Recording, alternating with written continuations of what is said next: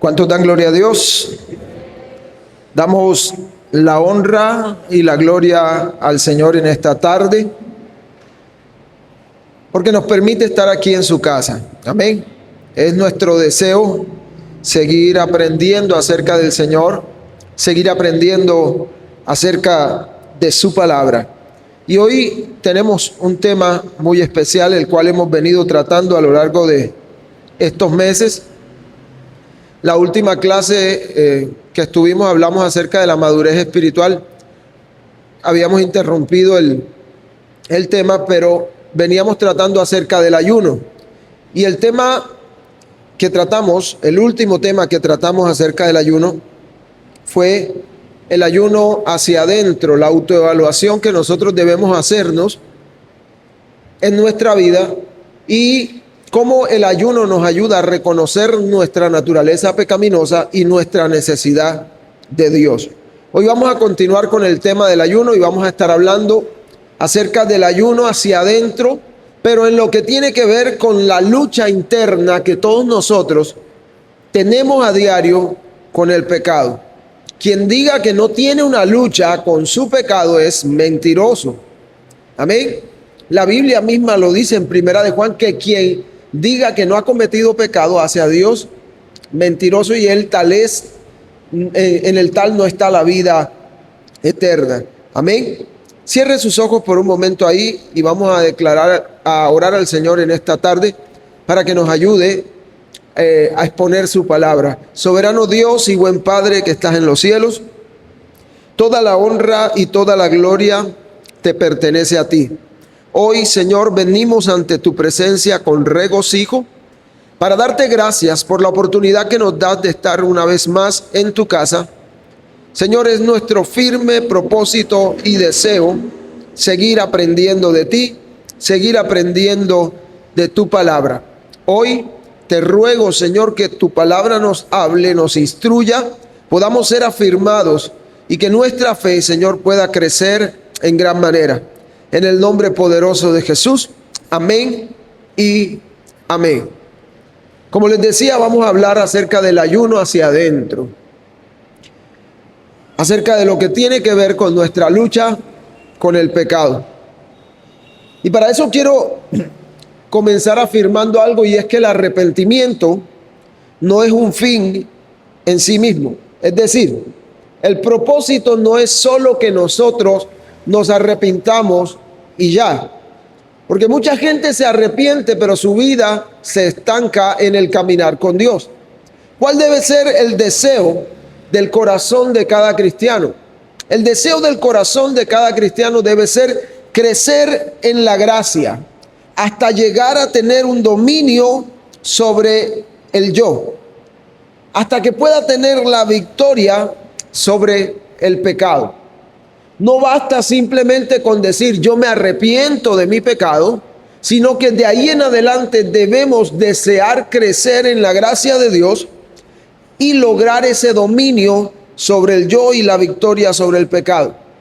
Para eso, Dios nos ha provisto de diferentes medios de gracia, de los cuales ya hemos hablado aquí en muchas ocasiones, pero podemos recordar algunos de ellos, como son la palabra de Dios, la oración, la memorización, meditación y de la palabra de Dios.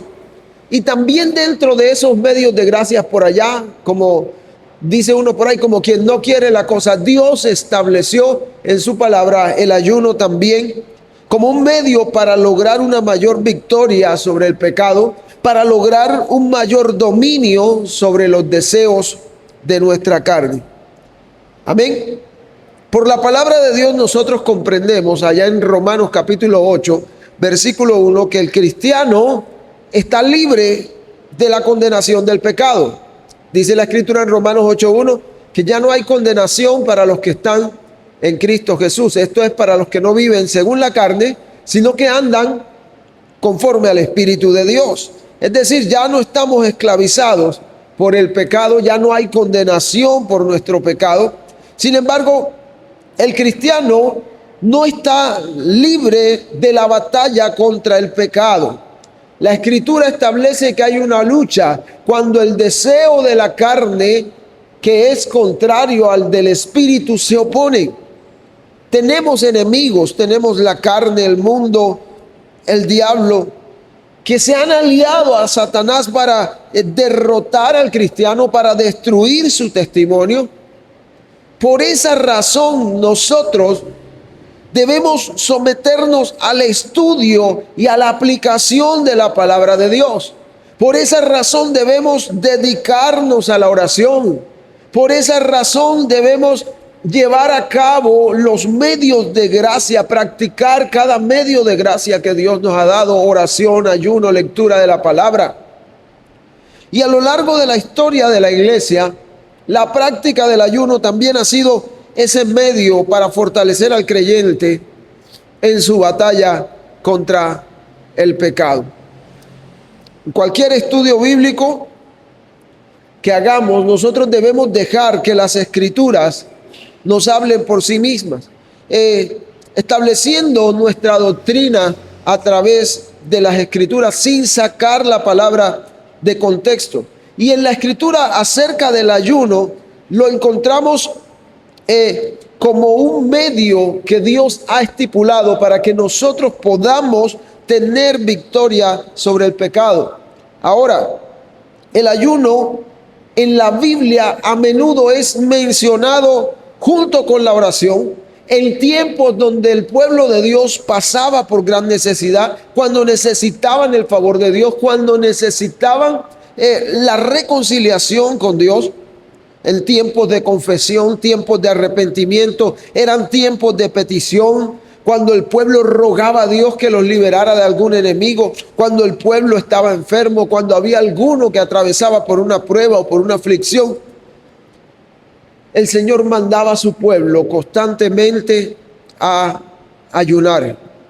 Por esa razón, existe un fundamento bíblico para incluir el ayuno como un medio para buscar la victoria sobre el pecado. Y eso es especialmente cierto cuando se trata de pecados que parecen haberse aferrado a nuestras vidas y que aún después de habernos arrepentido prevalecen contra nosotros. Mi hermano, ¿quién no ha luchado con algún pecado en su vida? A veces creemos que solo se lucha con pecados grandes, pero no, todos los días estamos luchando aún con pecados que parecen no ser pecados, pero que de una u otra forma desagradan a Dios. Y uno de esos es el dominio del yo. En las bienaventuranzas, Jesús enseñó que los limpios de corazón serían benditos. ¿A quién se refiere cuando la Biblia habla de los limpios de corazón?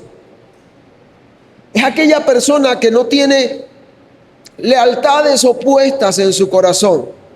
Es aquella persona que sabe en quién está puesta su confianza. Luego en el Sermón del Monte, por allá, en Mateo, del capítulo 5 o 6 en adelante, Jesús advierte a sus discípulos que ellos no podían servir a más de un solo Señor, porque o aborrecerían al uno y amarían al otro, o estimarían al uno y menospreciarían al otro. Por esa razón el cristiano, usted y yo, debemos ser diligentes en examinar nuestro corazón y hacer todo lo que esté a nuestro alcance para asegurarnos, mi hermano, de que no hay algo que nos domine, para asegurarnos que el pecado no está dominando sobre nosotros, así como tampoco nos dominan las cosas buenas que Dios nos da para que las disfrutemos. Porque no es raro, mi hermano, que en algún momento de la vida nosotros lleguemos al punto de apreciar más las bendiciones que Dios nos da que a Dios mismo. Entonces el ayuno puede convertirse para nosotros en un medio para revelar nuestros amores, para revelar qué otro Señor hay en nuestra vida que pueda estar gobernando, para que nosotros entonces al descubrirlo podamos tratar con ellos a través del sometimiento de nuestra carne, del arrepentimiento y de la fe en Cristo Jesús. Y este aspecto del ayuno es fundamental para cada cristiano que vive en países donde quizás no hay tanta necesidad, o personas que en algún momento de su vida han llegado a tener algo en la vida y de pronto comienzan a poner su confianza en lo que logran alcanzar después de mucho tiempo de esfuerzo y se olvidan de Dios. Hay gente que después de haber crecido en la vida, después de haber tenido un trabajo estable, después de haber alcanzado algo, terminan por depositar su confianza es en las cosas materiales, en las circunstancias agradables, en lugar de Dios. Y eso nos puede, mis hermanos, conducir a la idolatría. Eso puede llegar a causar en nosotros una idolatría oculta en nuestro corazón. Puede apartarnos de las bendiciones de Dios y llegar a hacer que nuestro corazón se enaltezca por las cosas que nosotros hemos alcanzado. Por eso, el tener un tiempo especial con Dios a través del ayuno, dedicarnos a la oración, puede incluso revelarnos cuáles son esos ídolos que están gobernando nuestro corazón y que están impidiendo una correcta relación con Dios. Vamos a 1 Corintios 6:12. 1 Corintios 6:12.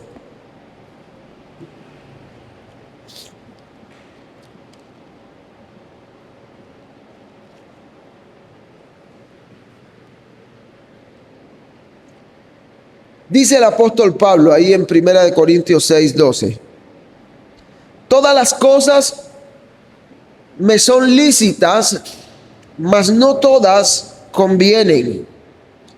Todas las cosas me son lícitas, mas yo no me dejaré dominar de ninguna. ¿Sabe qué está corrigiendo el apóstol Pablo aquí? Corrige la enseñanza errónea de que el cristiano es libre de participar en cualquier cosa que desee. Según el apóstol Pablo, nuestra libertad está restringida a lo que es útil para nuestro crecimiento espiritual en la piedad. Y él luego hace una poderosa declaración que se aplica no solamente a los deseos que no son bíblicos, sino también a los deseos o cosas que Dios aprueba en las Escrituras.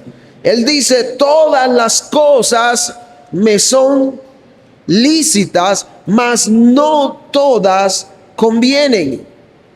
Amén. Y dice: todas las cosas me son lícitas, mas yo no me dejaré dominar de ninguna. ¿Ven? La palabra dominar proviene de una palabra griega que significa tener autoridad sobre otro o ser amo de otro. El apóstol Pablo está diciendo: yo no voy a permitir que ninguna otra cosa me controle. Yo no voy a permitir que ninguna pasión de concupiscencia, que ningún deseo de la carne me controle. Y Jesús afirmó allá en los evangelios tener toda la autoridad sobre el cielo y la tierra. Y Pablo dijo que él era controlado por Cristo y por su voluntad revelada. De tal forma que el mismo apóstol Pablo dice: llevamos todo pensamiento cautivo a la obediencia a Cristo. Es decir, que aún nuestra manera de pensar debe ser controlada por nuestro Señor Jesucristo. En otras palabras, el apóstol Pablo estaba diciendo: yo no me voy a dejar dominar, pongamos un ejemplo, por las lujurias que la Escritura prohíbe, pero tampoco me voy a dejar dominar por las libertades que Dios me da en su palabra. Entonces, ¿cuál sería el amo del corazón de Pablo? Así como cuál debe ser el amo de nuestro corazón. El amo de nuestro corazón debe ser nuestro Señor Jesucristo. Él debe ser el centro de nuestra vida. Él debe ser la única fuente de nuestra satisfacción. ¿Cuántos creen eso? Amén. Dígalo conmigo: todas las cosas me son lícitas, mas no todas me convienen. Diga nuevamente, todas las cosas me son lícitas, mas yo no me dejaré dominar de ninguna. Amén. Vamos nuevamente ahí a Primera de Corintios, ahora en el capítulo 9, en el verso 24 al 27. Oiga lo que dice el apóstol Pablo, capítulo 9, versículos 24 al 27. Dice así: ¿no sabéis que los que corren en el estadio, todos a la verdad corren, pero uno solo se lleva el premio? Corred de tal manera que lo obtengáis. Todo aquel que lucha, de todo se abstiene. Ellos a la verdad para recibir una corona incorruptible, pero nosotros una incorruptible. Así que yo de esta manera corro, no como a la aventura, de esta manera peleo, no como quien golpea al aire, sino que golpeo mi cuerpo y lo pongo en servidumbre, no sea que habiendo sido heraldo para otros, yo mismo venga a ser eliminado. El apóstol Pablo está comparando en estos textos bíblicos la vida cristiana con un juego deportivo. Y él hace algunas afirmaciones importantes que demuestran que la disciplina cristiana debe tomarse en serio. La primera afirmación que hace el apóstol Pablo ahí es que dice que hay una corona incorruptible. Dice, todo aquel que lucha, de todo se abstiene a la verdad, para recibir, ellos a la verdad, para recibir una corona corruptible, pero nosotros una corona incorruptible. El apóstol Pablo compara, porque en aquel tiempo a los atletas se les daba una corona al vencedor. Y el apóstol Pablo dice, esa corona es una corona que está sujeta a la corrupción de este mundo. Era sujeta al deterioro aquí en la tierra. En cambio, compara él, dice, la recompensa del cristiano es incorruptible y eterna. Y mi hermano, si es razonable esforzarse por una corona corruptible que en su momento brilla, pero al rato desaparece todo su brillo, ¿cuánto más razonable no debe ser entrenarse y disciplinarse para ganar la corona eterna y para ganar la corona incorruptible, la cual el Señor ha prometido a los que le aman? Esa es la primera afirmación. Nosotros tenemos un premio dado por Dios si corremos fielmente. Y ojo, no me estoy refiriendo a la salvación, porque la salvación ya Cristo la ganó por nosotros. Me estoy refiriendo a los premios que Dios va a otorgar a los que corran fielmente en esta tierra. La Biblia habla de una corona de vida. La Biblia habla de una corona de justicia. Amén. La Biblia habla de una corona incorruptible, de un premio. El apóstol Pablo le llamaba el premio del supremo llamamiento. Ahora, él dice, ustedes deben correr de tal modo que ganen la carrera. Mire, la naturaleza competitiva y combativa de la vida cristiana es una realidad. Una persona puede ganar la recompensa eterna o sufrir la pérdida eterna de esa recompensa. Sin embargo, la competencia no es entre cristianos. La competencia es entre el cristiano y lo que se le opone. Es una lucha, es una competencia entre agradar a Dios o agradar a la carne. Amén. Ahora, la vida cristiana, según lo que el apóstol Pablo nos dice aquí, es como esa competencia atlética que promete una gran recompensa para aquellos que vencen con una ambición santa, con un propósito, con una estrategia, con un dominio propio sobre su vida. Sin embargo, no va a haber un premio de consolación por el simple hecho de participar. La Biblia dice que es a los que corren fielmente, y el apóstol Pablo dice: corre de tal manera que puedas obtener ese premio. Y él dice: y todo el que compite en un juego, de algo se abstiene, o de todo se abstiene, dice ahí la palabra. Observe, la palabra que se usaba con respecto a competir significaba esforzarse con celo, esforzarse con ahínco para poder conseguir algo. Esa palabra que se usaba para competir en una prueba atlética o luchar contra los adversarios denotaba esfuerzo, denotaba un celo por las cosas que ellos hacían para ganar la carrera. Y el apóstol Pablo dice: todo el que compite se abstiene de todo. ¿Qué significa abstenerse? Es tener dominio, es tener autocontrol para dejar de hacer aquellas cosas que se van a oponer en esa carrera que tenemos hasta llegar a la gloria de Dios. El cristiano va a procurar abstenerse de cualquier cosa, incluidos los alimentos o las actividades que obstaculizan su rendimiento espiritual.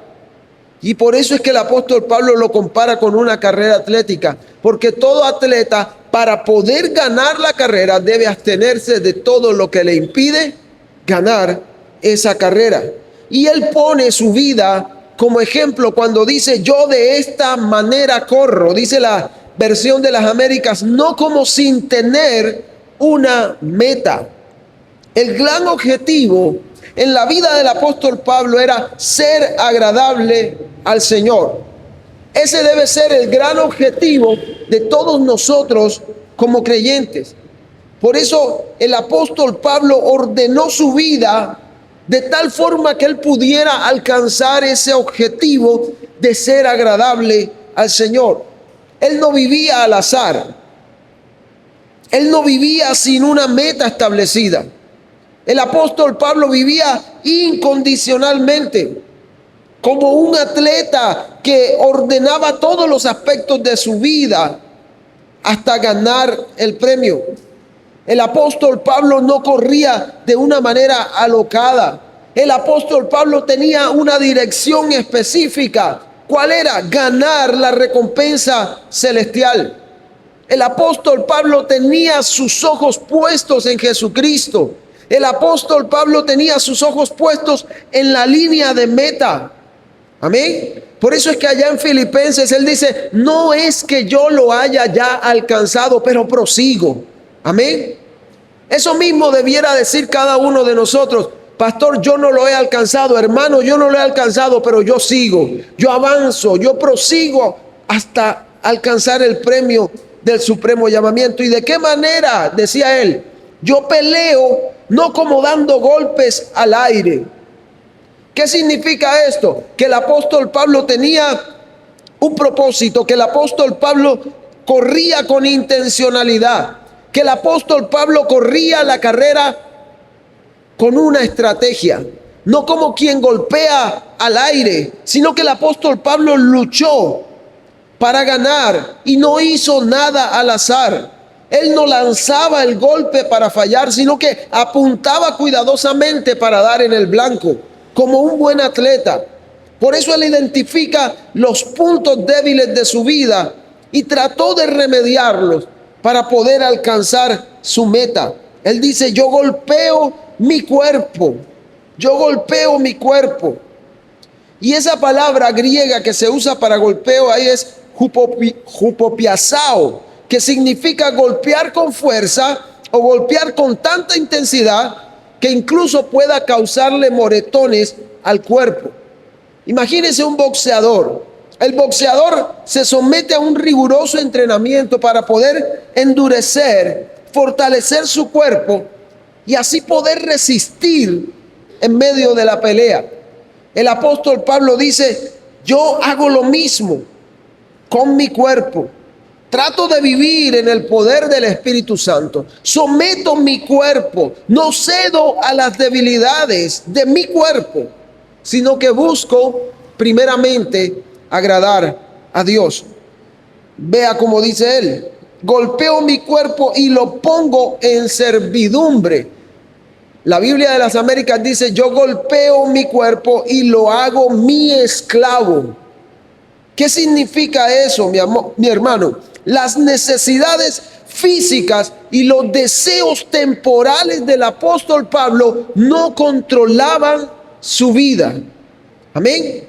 Las necesidades físicas y los deseos del apóstol Pablo no controlaban su vida. Él hacía de su cuerpo su esclavo, es decir, el apóstol Pablo tenía el dominio propio para poder controlar su propio cuerpo. Amén. Por eso es que él dijo, hablando a los romanos en el capítulo 8, que los que son hijos de Dios son los que son guiados por el Espíritu Santo de Dios. Él no permitía que su cuerpo fuera guiado por sus deseos. Él permitía que el Espíritu de Dios fuera quien guiara su cuerpo. Mi hermano, y nosotros debemos tener presente algo. Nuestro cuerpo no es malo. Sin embargo, nuestro cuerpo está sujeto a la debilidad. Nuestro cuerpo está sujeto a la tentación. Nuestro cuerpo está sujeto a la satisfacción inmediata, a la seguridad del placer. Por eso el apóstol Pablo subordinaba su cuerpo para que fuera controlado no por su deseo, sino por el Espíritu Santo de Dios. ¿Cuántos de nosotros, o más bien, qué estamos haciendo nosotros para controlar nuestro propio cuerpo? ¿Qué prácticas hace usted a diario para controlar los deseos de su carne? ¿Será que usted está ayunando para quebrantar esa carne que se levanta de vez en cuando para decirle no vayas a la iglesia? ¿Será que usted está ayunando para quebrantar esa carne que de pronto mira cosas que no tiene que ver? ¿Será que usted está buscando al Señor para poder someter su cuerpo, disciplinarlo al estudio de la palabra para que no termine creyendo cualquier cosa que le digan por ahí? Mi hermano, tomemos el ejemplo del apóstol Pablo y como un atleta corramos bien la carrera, entrenémonos bien, disciplinemos nuestro cuerpo. Por eso el cristiano que quiere vivir una vida de acuerdo a la voluntad de Dios debe ser disciplinado, debe tener dominio propio, debe vivir con propósito, debe vivir con intencionalidad, debe aprender a someter sus deseos y su cuerpo a la voluntad de Dios. Nunca debe permitir que las necesidades físicas, que los placeres temporales, que los deseos de la carne gobiernen su vida. Y esta es una lucha que vamos a tener todos los días. Esa lucha está exclusivamente en los que han creído en Jesucristo. Esa lucha está principalmente en los que en Él mora el Espíritu Santo de Dios. Porque el que no ha conocido a Dios peca y le da igual porque en su corazón no hay esa lucha. Y esa lucha no está porque no está en ellos el Espíritu Santo de Dios que se oponga a los deseos de su carne. Por eso cuando pecan les da igual. Pero usted y yo que conocemos al Señor, pecamos y ya no nos da igual. Hay una voz que nos dice, nos redarguye, nos convence. La voz del Espíritu Santo de Dios. Amén. Entonces, mi hermano, así como el atleta se disciplina para alcanzar una recompensa corruptible, el cristiano debe perseverar, debe mantener sus ojos puestos en la recompensa incorruptible. Y el ayunar es un medio que Dios dejó para que nosotros pudiésemos desarrollar ese dominio propio y vivir en mayor obediencia a nuestro Señor Jesucristo. Amén. Observe que el apóstol Pablo describe que él disciplinaba su cuerpo, literalmente lo golpeaba fuertemente. Sin embargo, allá en Colosenses 2:23 nos advierte el mismo apóstol Pablo que el maltrato físico del cuerpo no tiene ningún valor contra los apetitos de la carne, ni tampoco va a hacer que el cristiano sea más santo. Y no es que esté habiendo una contradicción entre estos dos textos, sino que Pablo nos está exhortando a disciplinar nuestro cuerpo para subordinarlos al gran propósito de vivir para Cristo y de servirle. El apóstol Pablo simplemente nos está poniendo su propio ejemplo, pero nos está diciendo, así como el atleta somete su cuerpo a esa dura servidumbre o a esa dura disciplina, a ese duro entrenamiento, no es porque odie su cuerpo, no es porque busque destruir su cuerpo, sino porque desea hacerse más fuerte y más preparado para ganar la carrera. La fuerza de la carrera que nosotros corremos o de la lucha que enfrentamos puede llegar a ser que nosotros abandonemos la carrera. Puede llegar a producir en nosotros desánimo, porque la lucha no es fácil. La carrera es una carrera larga, es una carrera de luchas, de pruebas, y puede que en algún momento de esa carrera usted y yo nos sintamos tentados a abandonar la carrera. Sin embargo, en medio de todo ese duro entrenamiento, en toda esa disciplina, hay que enseñarle al cuerpo no a ignorar el dolor, sino a saber, a que sepa que con Cristo el dolor es llevadero y que podemos aguantar, porque dice la Biblia, con Cristo somos más que vencedores. Amén. Con Cristo somos más que vencedores. Vamos a Filipenses, capítulo 3, versículos del 18 al 19. Filipenses 3, del 18 al 19.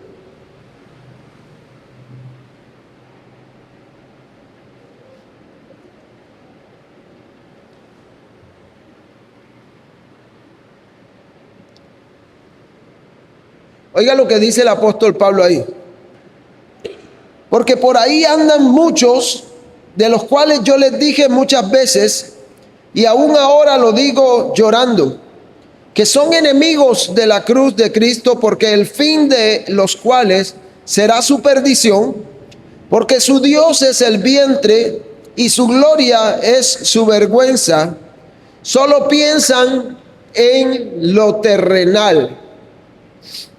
Ahí el apóstol Pablo está escribiendo a los falsos maestros, a los falsos profetas, a los que eran enemigos de la cruz, que no solo sus enseñanzas eran falsas, sino que su mentalidad, su estilo de vida estaba en completa contradicción con el ejemplo que él da ya en 1 Corintios 9 acerca de los atletas. Pablo expone tres vicios, tres manifestaciones de la carne que caracterizan a esos falsos maestros. Primero dice que para ellos su Dios es su apetito. Y sabe que no se está limitando solamente a la comida, sino que está refiriéndose a todos los deseos humanos, a los apetitos de la carne. Y aunque tanto nuestro vientre como la comida son regalos de Dios, para nosotros pueden convertirse en un ídolo en nuestra vida. Mi hermano, la comida debe ser parte importante en nuestra nutrición para estar sanos, pero nuestro deseo de comer y todos los demás deseos o placeres temporales de la vida pueden llegar a ser tan desmesurados o excesivos que terminen por convertirse en nuestro principal deseo en lugar de Dios. Y esa es la razón por la cual muchas personas no ayunan, porque no tienen la capacidad de controlar su cuerpo para decirle, hoy no te vas a alimentar porque hoy vas a estar en la presencia de Dios. Amén. ¿Cuántos lo creen? Dice el apóstol Pablo ahí, su Dios es su apetito, su gloria está en su vergüenza. Amén. ¿Sabe una cosa? Esta gente se jactaba de las obras vergonzosas de su carne. Y es vergonzoso desear cualquier cosa, incluso los regalos que Dios da, por encima de Dios. Nada de lo que Dios nos dé debe estar por encima de Él. He visto personas que ayunando, Dios les revela que muchas de las cosas que están haciendo están por encima de Dios. Por eso meterse en un tiempo de búsqueda de Dios revela lo que está en nuestro corazón. Revela si Dios es primero o si los deseos de mi carne se anteponen a Dios. Y eso nos lleva a la tercera característica de estas personas, y es que solo ponían su mirada en las cosas terrenales. Dice el apóstol Pablo ahí, piensan solo en las cosas terrenales. Allá hablando a los colosenses les dijo en el capítulo 3, si ustedes han resucitado con Cristo, entonces pongan su mirada en las cosas de arriba, donde está Cristo sentado a la diestra de Dios. No pongan su mirada en las cosas de la tierra. ¿Sabes algo? El problema por la cual mucha gente no quiere que Cristo venga pronto es porque tienen sus ojos, sus pensamientos puestos solamente en las cosas de la tierra. Pero no recuerdan que el día que partan de aquí no se van a llevar nada de lo que hayan alcanzado en esta tierra. Incluso los más entendidos en algún momento pueden ser extraviados cuando empiezan a poner sus ojos en las cosas terrenales. La misma escritura nos dice que nuestra ciudadanía no es terrenal, es celestial. Por eso nuestro enfoque debe estar puesto en las cosas eternas, no en las cosas pasajeras. Amén. Ahora, nosotros debemos hacernos una autoevaluación. Debemos examinarnos con honestidad. Debemos preguntarnos si hay algo en nuestro corazón que está teniendo dominio sobre nosotros. Si hay un deseo que está gobernando nuestro corazón. Si hay un anhelo que nos está distrayendo del propósito de Dios. Puede ser la comida, puede ser el entretenimiento, pueden ser los placeres temporales, pueden ser incluso las bendiciones que Dios nos da para disfrutar. Pero jamás estas cosas deben ocupar el lugar que le corresponde única y exclusivamente al Señor. Nosotros como hijos de Dios debemos aprender a reorganizar nuestras prioridades. Porque cuando dependemos demasiado de las cosas secundarias para sentirnos bien, eso puede estar revelando que nuestro corazón está buscando la satisfacción en el lugar equivocado, no en su creador.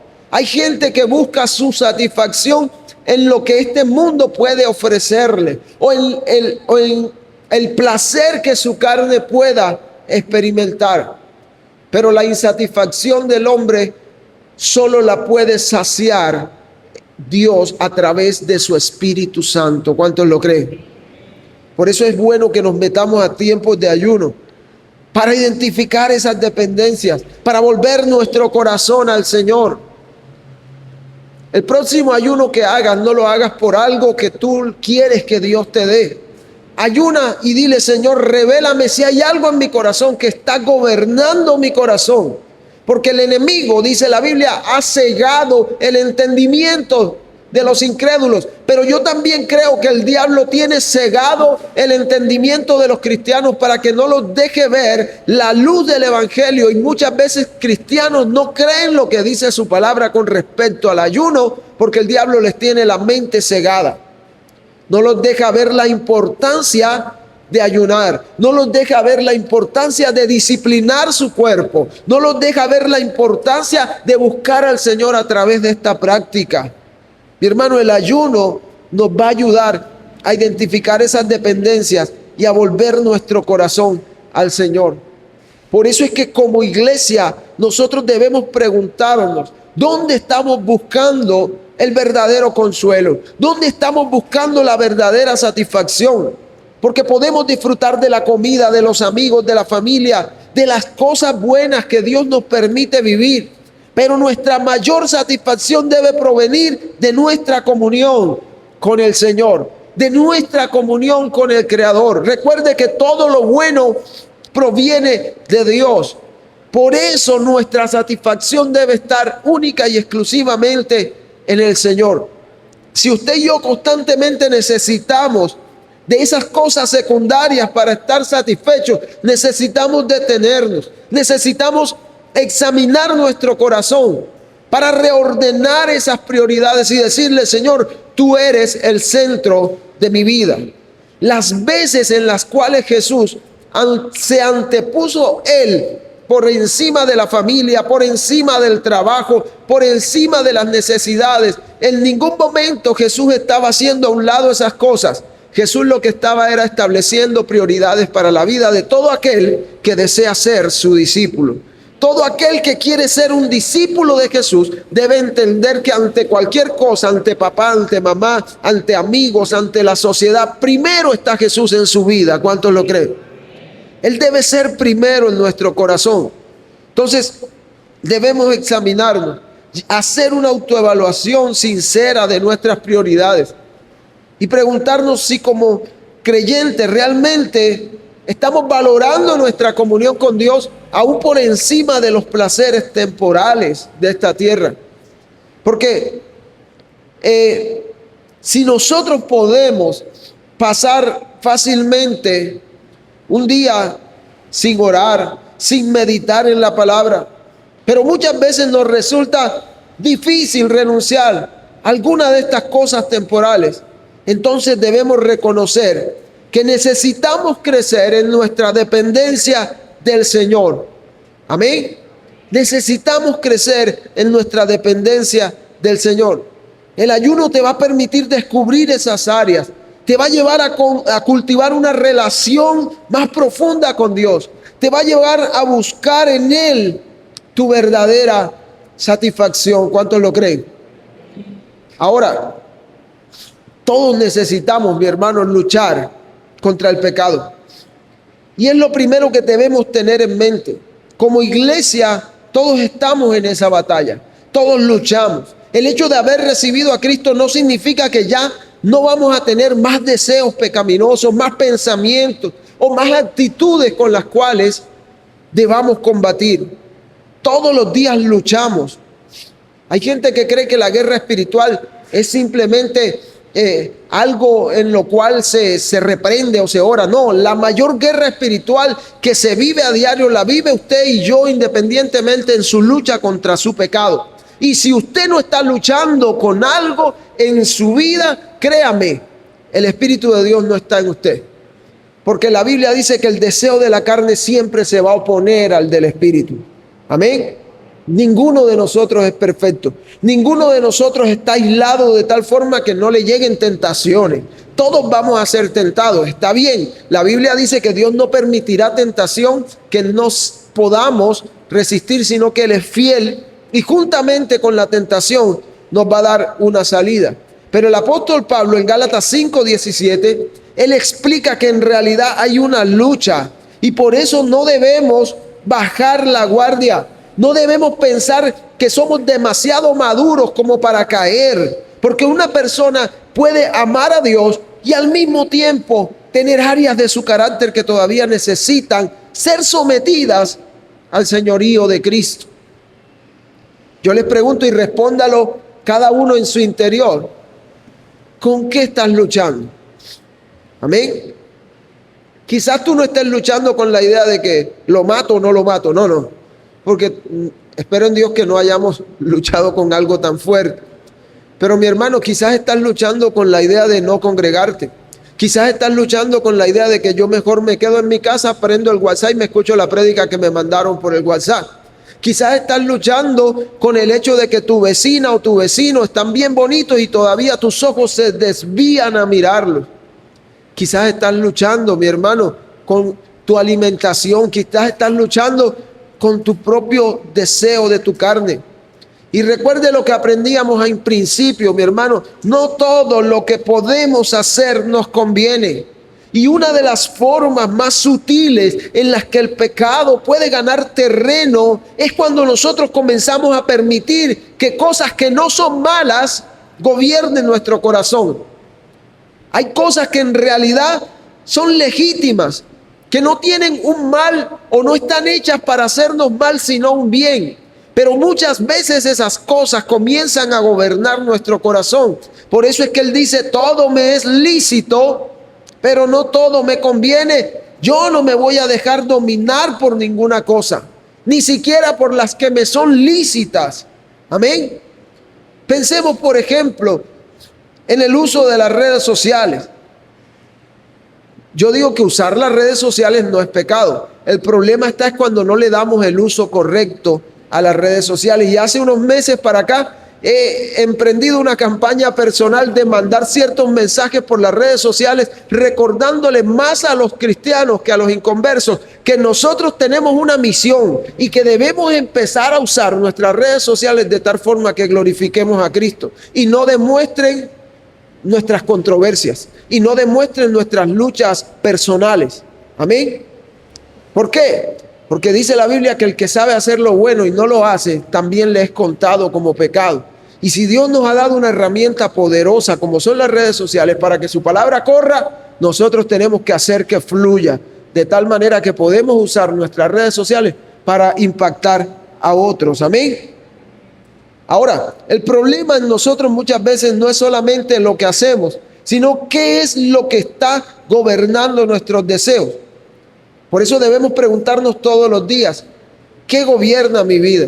Y si hay algo que gobierne mi vida, seamos como el apóstol Pablo. Hagamos de nuestro cuerpo nuestro propio esclavo y sometámoslo al dominio de Dios. Procuremos vivir una vida de piedad. Recuerde que en palabras del mismo apóstol Pablo, vivir una vida de piedad es vivir una vida sometida a Dios. Pablo decía, yo golpeo mi cuerpo, yo lo pongo en servidumbre. Amén. Por ejemplo, cuando alguien siente el deseo de responderle con ira a alguien que lo ofendió. Alguien nos decía en estos días, pastor, yo un día iba en el carro y alguien me gritó cualquier cantidad de vulgaridades. Y yo me devolví y le respondí. Pero después tuve que pedirle perdón al Señor. ¿Por qué? Porque no reaccioné de la manera correcta. Recuerde que la Escritura dice que mejor es el que tarda en airarse que el fuerte. Anótese la cita, Proverbios 16:32. Mejor es el que tarda en airarse que el fuerte. A mí personalmente me pasó un día, venía en Cereté, por ahí por la rotonda del mercado, se me atravesó un camión y el tipo, todo el que se atraviesa siempre busca la culpa en el otro. Y el tipo se atravesó él y cuando yo pasé y miré para atrás, vi que estaba injuriándome de todas las formas horribles que puedan existir. Y en mi mente y en mi corazón se pasaron muchas cosas. ¿Qué le digo? ¿Cómo le respondo? Ya yo iba lejos. Pero yo pude haber dado la vuelta a la rotonda y devolverme y decirles un poco de cosas. Pero dije como el que dijo en Facebook, agradece que soy cristiano. ¿Cierto? Que el Espíritu de Dios controla mi vida. Porque nuestra carne piensa en responder con ira. Pero por cuanto el Espíritu de Dios está en nosotros, se opone a eso.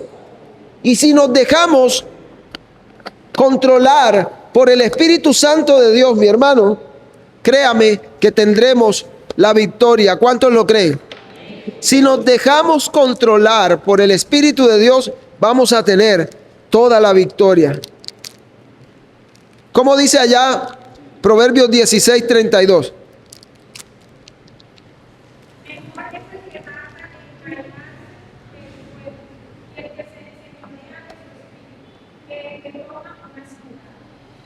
¿Sí se da cuenta?